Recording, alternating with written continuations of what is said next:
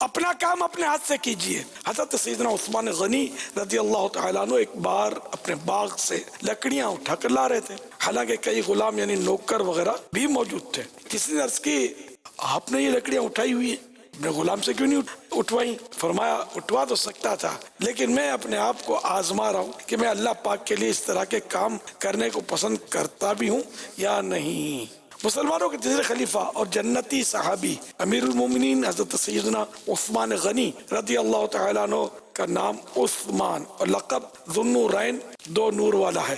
حضرت سیدنا فاروق اعظم رضی اللہ تعالیٰ عنہ کے وصال با کمال یعنی ظاہری وفات ڈیتھ کے بعد آپ رضی اللہ تعالیٰ عنہ پہلی محرم الحرام 24 یعنی 24 ہجری کو خلیفہ بنے۔ آپ کے دور میں افریقہ، ملک روم کا بڑا علاقہ اور کئی بڑے شہر اسلامی ملک بن گئے۔ آپ کی خلافت 12 سال یعنی 12 ایئرس رہی۔ 18 ذو الحجۃ الحرام سن 35 یعنی 35 ہجری میں بروز جمعہ روزے کی حالت میں تقریباً 82 یعنی 82 سال کی عمر میں شہید ہوئے۔ آپ رضی اللہ تعالیٰ عنہ کو جنت البقیع یعنی وہ مشہور مدینہ کا قبرستان ہے اس میں دفن کیا گیا۔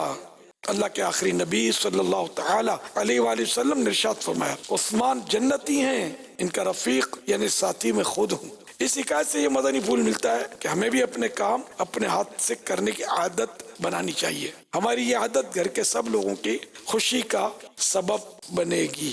نماز کی پابندی کرتے اور کرواتے رہیے، مدنی چینل دیکھتے رہیے۔ صلو علی الحبیب صلی اللہ تعالی علی محمد۔